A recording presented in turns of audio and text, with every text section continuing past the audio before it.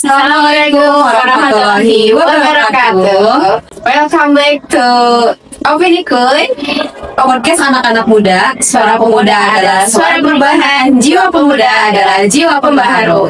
Kenalin, nama aku Reni. Aku Melani. Kali ini kita akan ngobrol apa nih? Iya, kali ini kita akan ngobrol seputar mungkin langsung saja ya mengenai beasiswa LPDP ya. Iya, ini itu beasiswa yang bergengsi se-Indonesia. Bisa juga disebut sebagai golden ticket ya tadi ya. Tapi di balik golden ticket itu ada tantangan dan rintangan yang luar biasa tuh. Tentunya. Nah, kali ini kita kedatangan tamu spesial nih, ya, guest star nih. Guest star kita yang sudah berkecimpung di beasiswa LPDP ini. Sudah melalui beberapa tahapan proses sampai lulus jadi mahasiswa mendapatkan beasiswa LPDP-nya. Betul sekali. Oke, kita sambut Teh Ani. Gimana Teh kabarnya Teh? Insya Allah senang banget nih bisa ngobrol bareng Teh Ani hari ini ya. Apa kabar Teh Ani? Ya, alhamdulillah baik Teh. Gimana kesibukannya sekarang? Ya, untuk saat ini kesibukan saya itu sebagai mahasiswa S2 Pendidikan Matematika Universitas Pendidikan Indonesia. Masya Allah. Udah semester akhir. Wih, Masya Allah, keren banget ya. Semester akhir.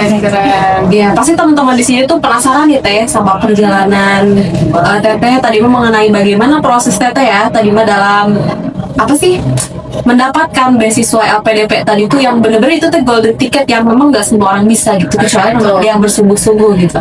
Mungkin bisa memperkenalkan atau sedikit atau banyak juga nggak apa-apa kepada kita mengenai LPDP itu apa sih? Itu sendiri. Baik, Teh Rani, mungkin sebelumnya saya izin memperkenalkan diri dulu ya.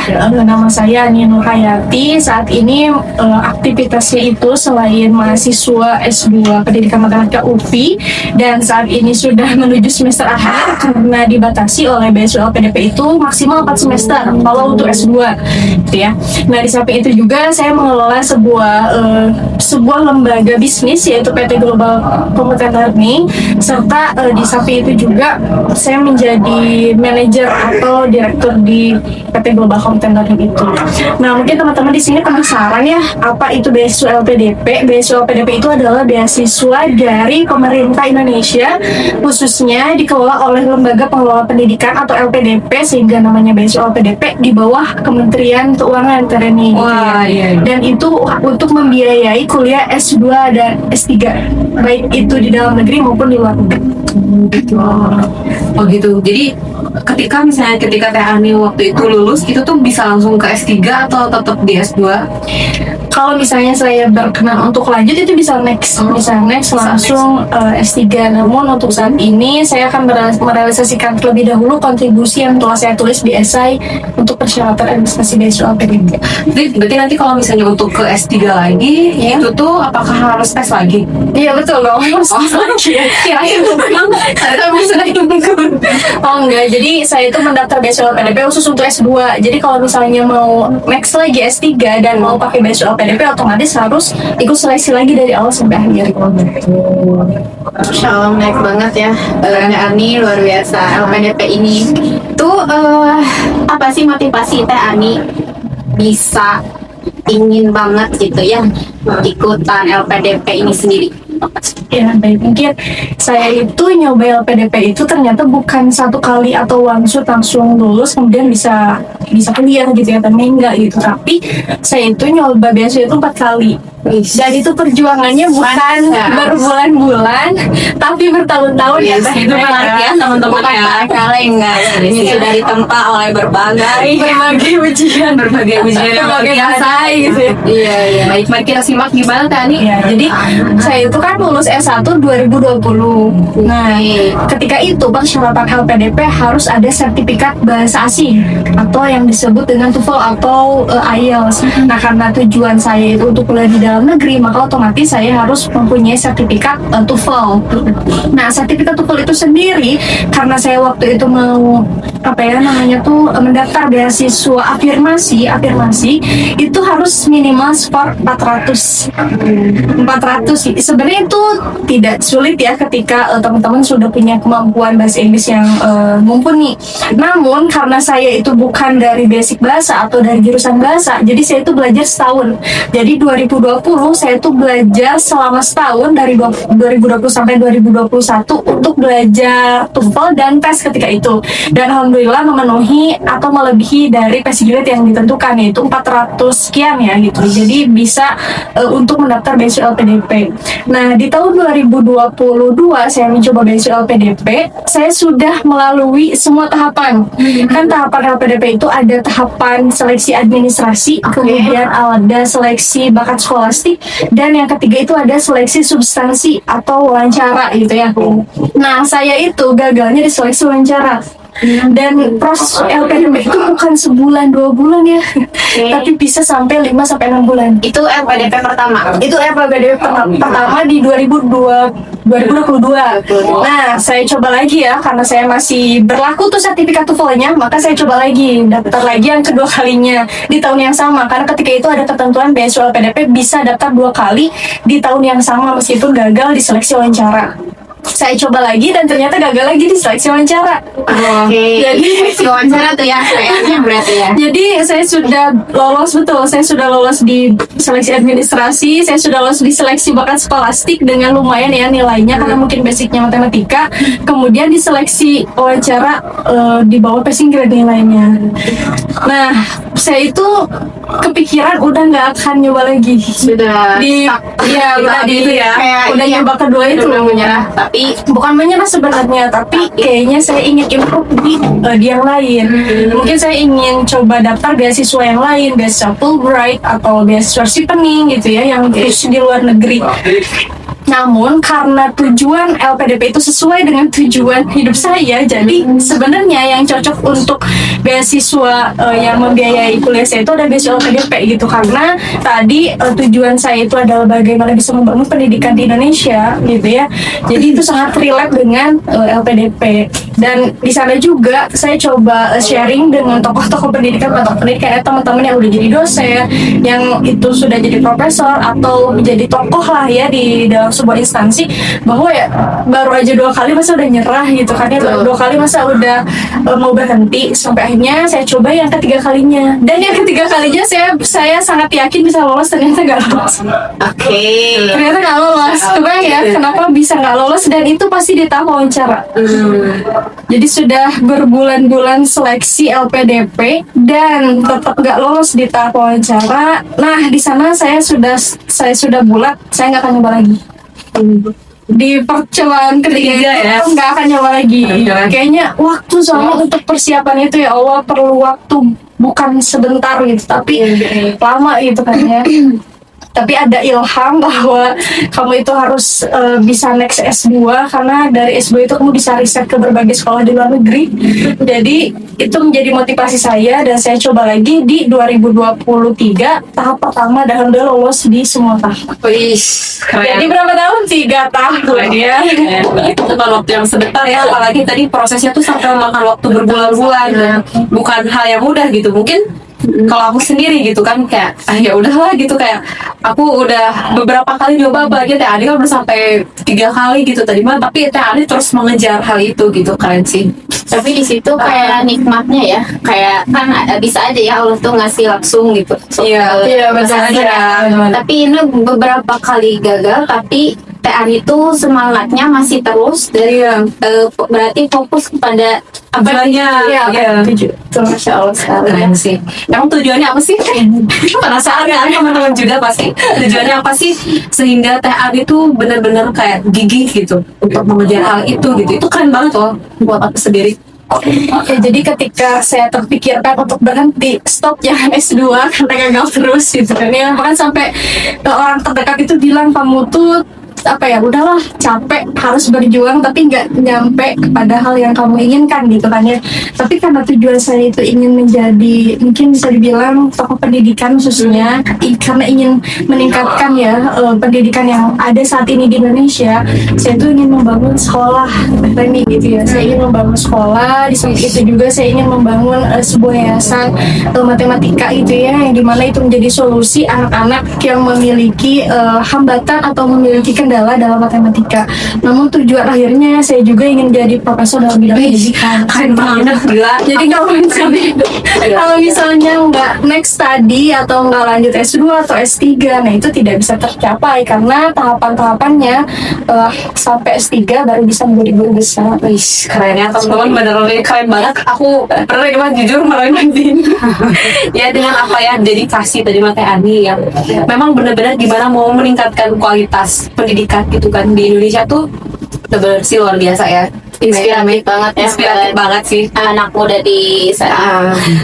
Terus aku juga kepo nih Teh, kalau LPDP itu ada jenis-jenisnya nggak sih? Oh banyak. Oh gitu, jadi nggak hanya satu bidang doang. Iya, bukan hanya satu program atau satu jalur atau satu jenis gitu ya. Jadi beasiswa LPDP itu ada banyak program. Yang pertama itu ada jalur reguler dan jalur reguler, jalur umum juga masih banyak. Ada jalur reguler, itu semua orang bisa daftar, siapapun itu bisa masuk ke jalur reguler. Nah kemudian ada jalur parsial. Kalau jalur parsial itu dapat pendanaannya setengahnya.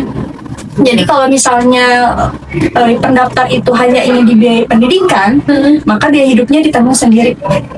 Sebaliknya, kalau misalnya biaya pendukung atau biaya hidupnya itu ingin ditanggung LPDP, maka biaya pendidikannya sendiri gitu. Jadi ada beberapa. Yang pertama jalur reguler, itu setiap orang bisa daftar. Kemudian jalur parsial yang dimana dibiayai setengahnya oleh LPDP. Nah, dan jalur PTUD. Jalur PTUD itu adalah jalur perguruan tinggi dunia, ya gitu. Nah, itu khusus yang sudah memiliki LOE kayak di Stanford, di Oxford gitu kan ya. Nah, itu bisa ikut jalur umum. Dan itu tidak ada tahapan seleksi bakat skolastik. Karena sudah mendapatkan LOE atau surat diterimanya di kampus tinggi dunia gitu ya. Nah, selain beasiswa umum, ada beasiswa juga afirmasi. Afirmasi juga banyak. Oh gitu. Yang pertama ada afirmasi, daerah afirmasi, yaitu daerah 3T. Kemudian ada beasiswa penyandang disabilitas. Kemudian yang ketiga itu ada beasiswa afirmasi prasejahtera yang mempunyai bantuan dari pemerintah. Kemudian ada beasiswa putra-putri Papua juga kayak gitu.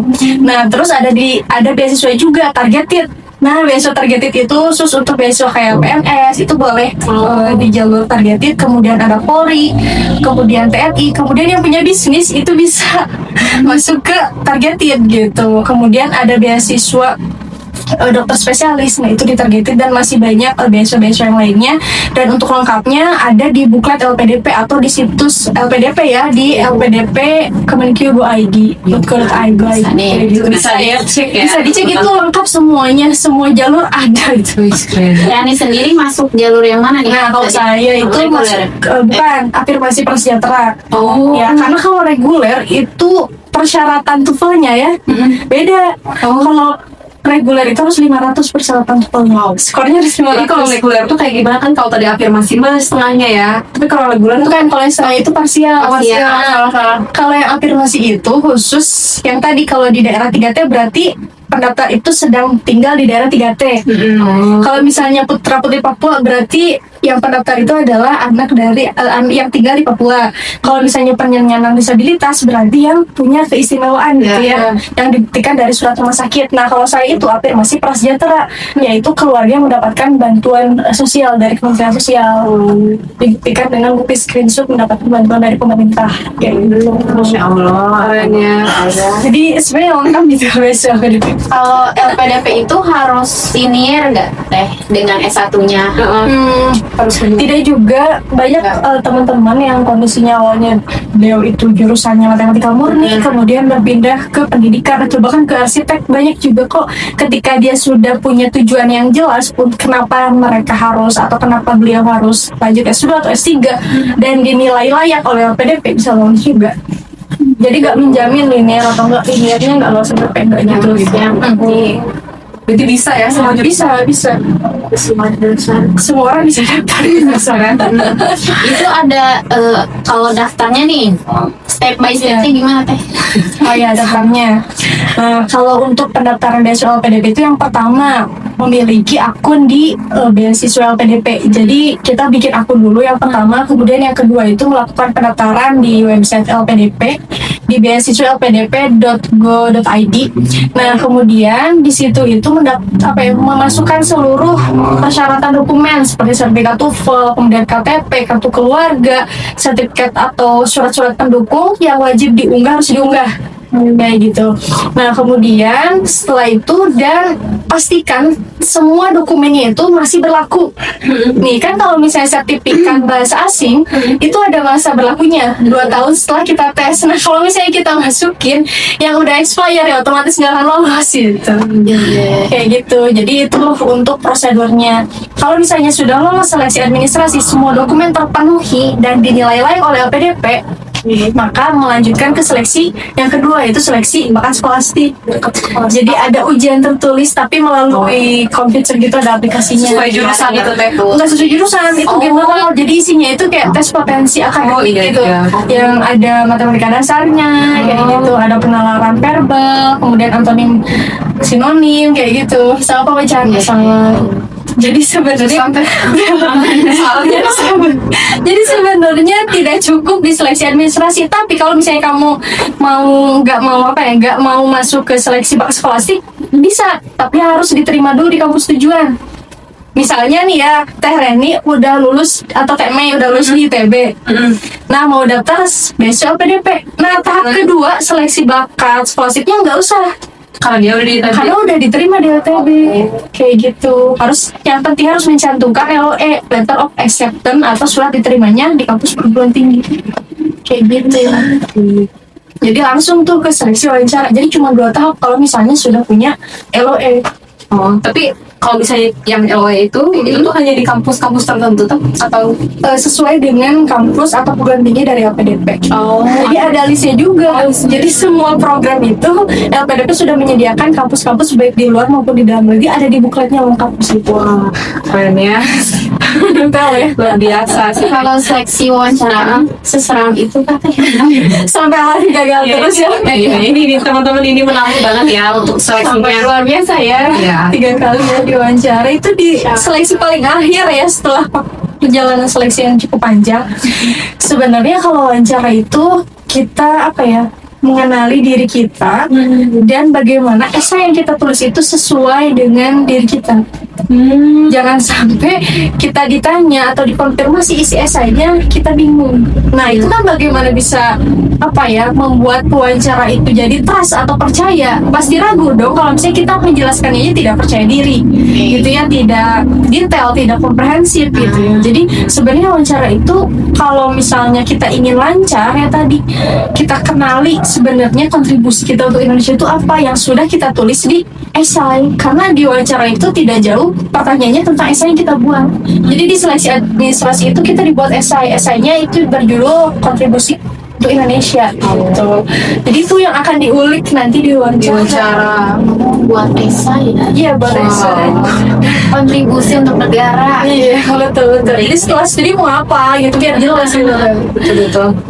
Oke. Terus kalau gitu teh persyaratan wajibnya apa sih teh? Nah, tadi ya, kalau persyaratan wajibnya itu sertifikat bahasa itu wajib untuk yang umum. Itu baik TOEFL maupun IELTS. Kemudian kalau sertifikat, nah tapi sekarang udah ada privilege dari LPDP. Apa teh itu? Kalau misalnya nih ya, Teh Mei atau Teh Reni mau kuliah di dalam negeri, tapi jalur afirmasi, baik itu afirmasi misalnya sejahtera atau afirmasi yang lainnya, itu nggak usah pakai sertifikat bahasa. Kok bisa? Iya, karena ada ketentuan baru dari LPDP. Apa tuh? Iya, ketentuannya nggak usah pakai sertifikat bahasa itu. Jadi kalau misalnya Teh Mei atau Teh Reni nggak ada sertifikat TOEFL atau IELTS, ya udah nggak usah boleh ikut beasiswa LPDP, boleh daftar beasiswa LPDP. Oh, yang nggak ke luar negeri. Kalau ke luar negeri baru ada harus ada sertifikat bahasa IELTS atau TOEFL. Jadi bisa sebenarnya walaupun kita nggak punya sertifikat TOEFL, bahkan privilege-nya luar biasa lagi nih yang dikasih sama LPDP untuk putra putri Papua. Kalau putra putri Papua baik itu dalam negeri maupun luar negeri nggak apa-apa, nggak usah ada sertifikat bahasa, itu sudah lulus administrasi. Ya Allah. Jadi kan kemarin saya spare waktunya setahun kan buat TOEFL. Nah sekarang mah bisa langsung daftar gitu, nggak usah ada sertifikat bahasa untuk jalur akhir mas. Tapi tadi kalau misalnya ngomongin pendaftaran, itu tuh waktunya kapan aja sih teh? Misalnya setahun berapa kali gitu? Oh iya, kalau LPDP itu konsisten di setahun 2 kali. Oh, di bulan apa tuh? Nah untuk bulannya itu yang tahap 1 itu di Januari awal. Tahun kemarin itu di 17 Januari udah buka pendaftaran tahap 1. Tahap 2 nya langsung Juni. Kebayang ya? Iya. Berarti cepat kan? Jadi setelah beres tahap 1 langsung buka tahap 2. Itu LPDP. Pasti selalu Januari Juni itu. Nah, itu tergantung juga ya, tergantung kebijakan LPDP. Cuman melihat ritme di tahun-tahun sebelumnya bahwa dibukanya itu di setiap Januari atau Juni. Untuk tahun kemarin ya, yang 2025. Nah, kita lihat di 2026 kemungkinan dibuka di awal tahun juga gitu, karena di di Instagram LPDP sudah ada war-war LPDP gitu. Januari bentar lagi ya, teman-teman. Gimana kalian yang mau daftar tuh boleh banget nih dari kita ini. Jadi persiapkan semua dokumennya. Kalau dapat beasiswa itu teh, ketika kita udah keterima nih, Ya, berarti nilai kita harus terus naik gitu ya. atau gimana teh? Nah, sebenarnya LPDP tidak mensyaratkan hal tersebut. Namun LPDP itu bagaimana menitipkan kepada kita kuliahnya itu lulus tepat waktu. Jadi kalau misalnya nih ya, S2 itu kan 2 tahun, maka harus lulus minimal maksimal 2 tahun. Sebenarnya bisa melakukan perpanjangan studi, namun kalau kalau ada pesan dari Pak Dwi Larso, segera selesaikan studimu biar kamu segera berkontribusi gitu. Jadi kalau bisa tidak keluar dari masa pembiayaan LPDP selama 2 tahun untuk S2 gitu. Tapi teh aku ada pertanyaan. Kan tadi minimal tuh 2 tahun kan. Terus misalnya di tengah perjalanan tuh kita merasa kayak aduh aku pengen nyerah. Nah itu gimana tak? Beasiswanya apakah dicabut lagi? Apakah kita emang harus apa sih namanya mengganti si uang itu? Ini mah gak apa-apa ya kalau video jauh, aku penasaran aja. Oke. Nah kalau misalnya tiba-tiba kita punya kendala, sebenarnya LPDP itu ada bimbingan konseling Teren. Karena misalnya nih ada beberapa yang frustasi atau merasa tidak sanggup menjalani studi baik itu di luar negeri maupun di dalam negeri. Nah konseling ini digunakan untuk terus memotivasi para awardee supaya bisa melanjutkan studinya. Kebanyakan konseling itu dihususkan untuk luar negeri ya, tapi sekarang sudah dibuka baik itu untuk di dalam negeri maupun di luar negeri. Dan itu banyak ya untuk konselingnya. Jadi yang bisa memotivasi para mahasiswa agar segera menyelesaikan studinya. Jadi kayaknya nggak mungkin ada misalnya, tapi tiba-tiba setelah konseling tetap juga pengen menyerah misalnya kayak gitu ya. Nah itu biasanya ada konsekuensi dari LPDP. Oh gitu, ada konsekuensinya. Misalnya Kalau bisa disebut. Nah biasanya kalau konsekuensinya misalnya sudah lulus tapi mengundurkan diri. Kalau di buklet LPDP mungkin bisa dibaca ya, di buklet panduan penerima beasiswa LPDP itu salah satunya adalah blacklist. nggak bisa lagi. Blacklist nggak bisa lagi. Dan kalau tidak salah gitu ya, kalau tidak salah nih saya garis bawahi itu di blacklist sampai ke beberapa keturunan gitu. Iya.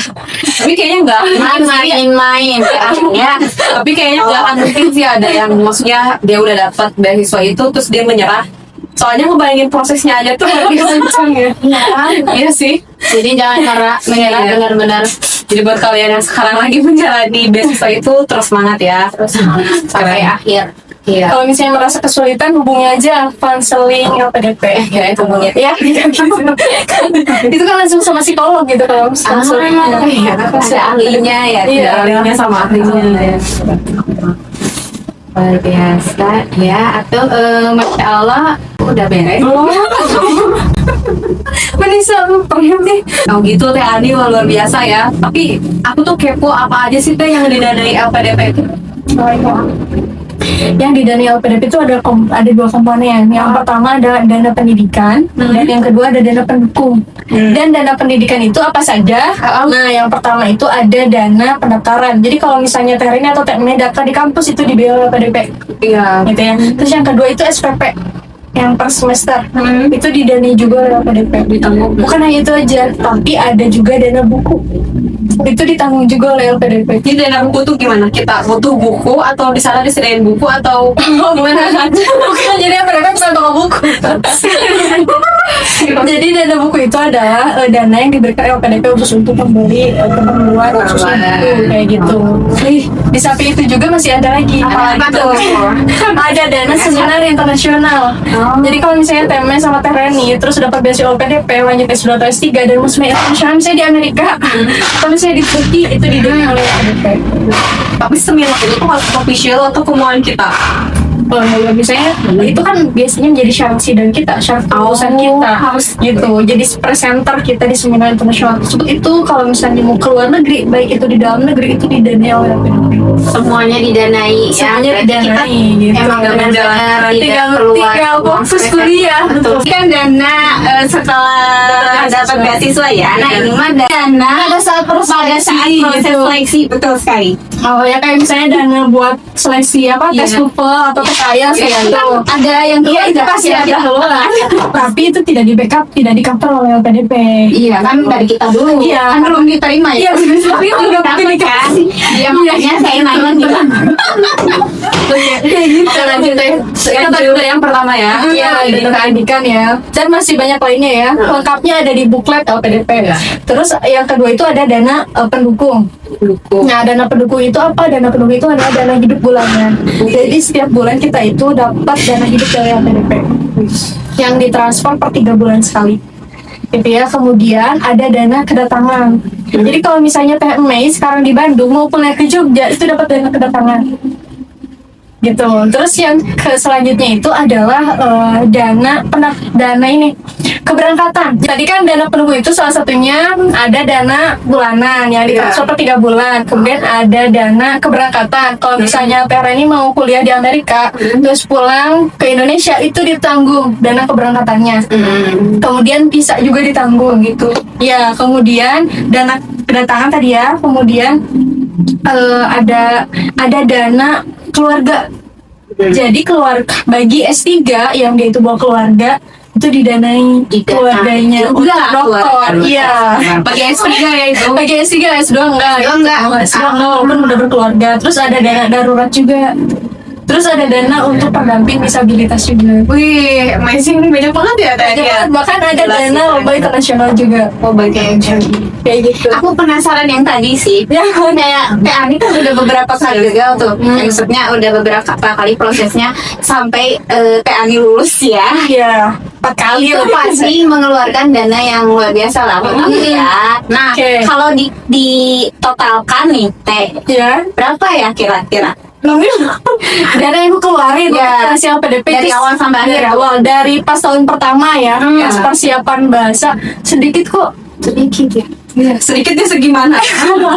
Saran aja. Kan selain tes TOEFL harus bersertifikat resmi dari LTSK. Nah itu kurang lebih 500.000 Per seleksi, satu seleksi aja. Karena kan satu sertifikat bisa dipakai 2 tahun ya. Karena kan saya percobaan 4 kali dan itu masih berlaku sertifikat TOEFL-nya.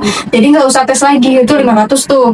Nah di samping itu juga saya sewa coworking buat wawancara. Karena di rumah nggak ada sinyal gitu ya.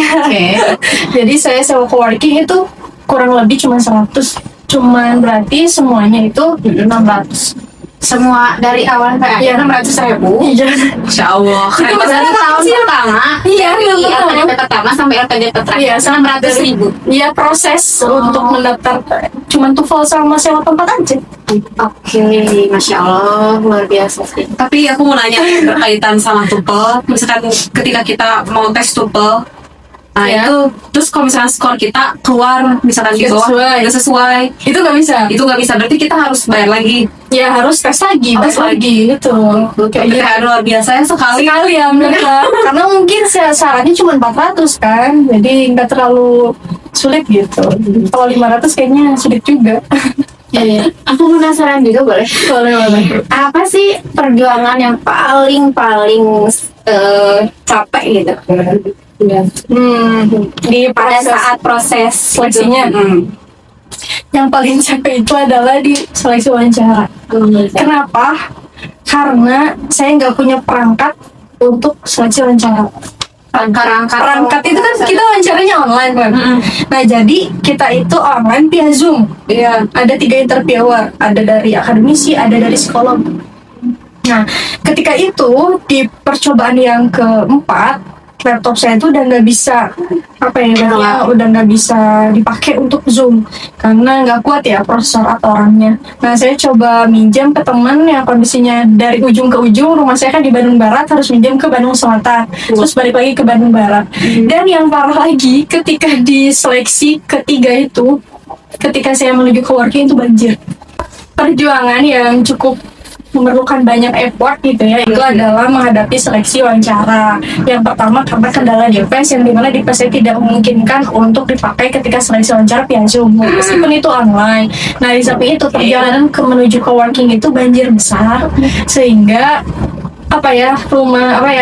si baju itu semuanya basah kuyup. Sudah sampai Ya, dan kondisinya macet kalau banjir di daerah saya itu sewa working di daerah Dago. Berarti otomatis dari rumah itu perjalanan harus hamin 2 jam. Karena tadi macet banget kan, dan sudah hujan, di samping hujan banjir juga. Dan tahu nggak, di pas lampu merah itu udah detik-detik jadwal wawancara saya. di filman. Jadi kebayang kan itu deg-degan. Saya langsung bilang, ya sudahlah kalau misalnya ini bukan rezeki lagi. Itu percobaan keempat ya. Itu yang keempat. Itu yang keempat ya. Mau diterima. diterima. Tapi itu yang Tapi aku lulus. Lanjut teh. Lanjut. Pas tadi berdoa, ya Allah mudah-mudahan masih ada kesempatan saya menyelesaikan perjuangan terakhir di seleksi wawancara ini.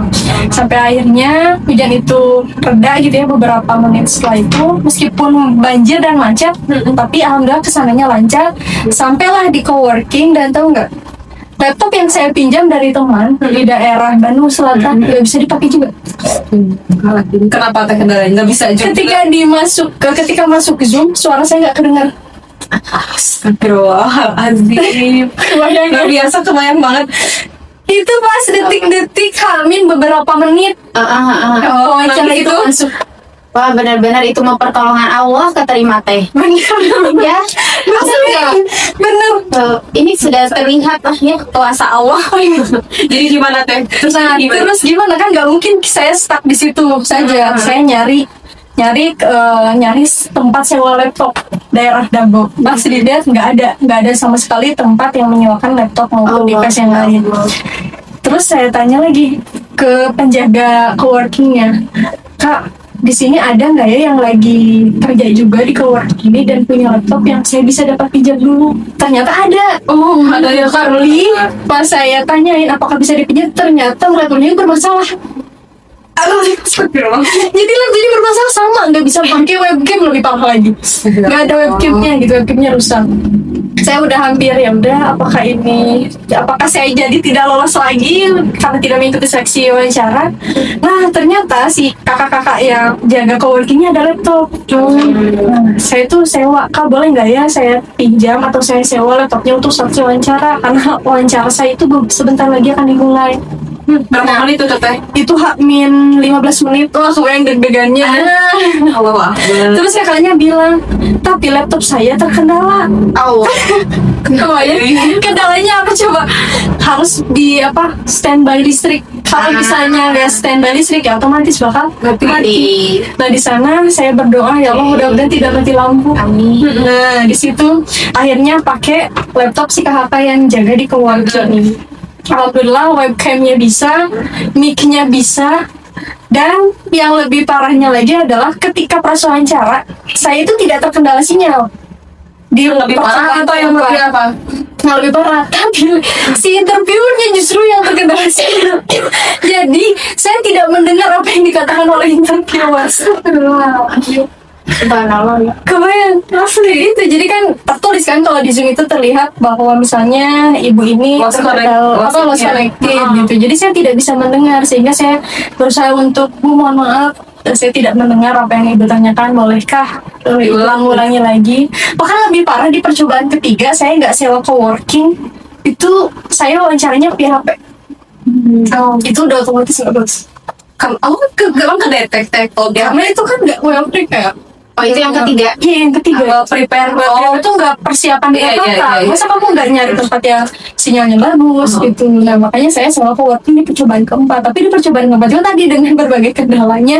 Tapi alhamdulillah ya atas izin Allah lulus. Tadi mah maksudnya kalau seandainya aja pas waktu misalnya ketika di lampu merah teh Adi tuh kayak udah ya udah aku kayaknya nggak akan lah gitu. Maksudnya, atau misalnya lagi mencari apa ya pinjaman laptop jadi kayak udah pasrah kayaknya udah, tapi tadi berkat apa ya karena makin saking kuatnya ya tekad tadi mah kesungguhan gitu, jadi Allah teh emang bener-bener kayak ngasih aja udah gitu langsung mempermudah sih. Luar biasa teh, Inspiratif banget ya. inspiratif banget. Sampai ini loh, sampai pas pengumumannya wah, orang tua kan udah sangat apa ya udahlah nggak usah ikutan lagi karena udah capek banget ya proses bertahun-tahun. Tapi pas ketika lulus masya Allah semuanya Pasti paling sih alhamdulillah semuanya sih langsung bucat pisau gitu. Keren sih teh tadi mah apa yang sudah diceritakan sama Teh Ani gitu tadi mah keren banget sih. Jadi apa sih teh yang harus kita lakukan dan kita usahakan gitu tadi untuk mendapatkan si beasiswa itu tuh sehingga bisa lolos gitu, apa yang Teh Ani aja lah. Oh iya, mungkin kasih aku kali ya. Kasih Teteh. Nah, yang pertama harus persiapan yang matang, teman-teman. Jadi kalau misalnya LPDP buka tahun ini nih, tahun depan 2026, bukan berarti kita menyiapkan mepet-mepet waktu, karena banyak juga ya teman-teman yang gagal itu justru di seleksi apa Mama? Di seleksi administrasi. Tahu nggak apa gagalnya? Apa?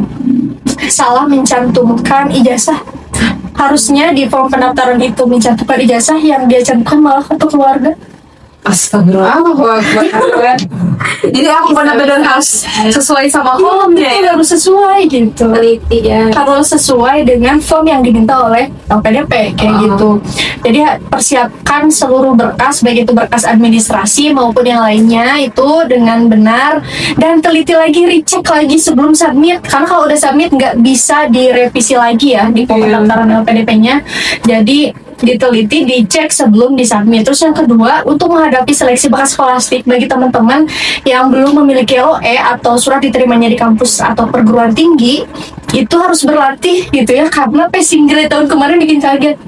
Kagetnya apa? Passing grade itu adalah nilai minimum kelulusan gitu ya.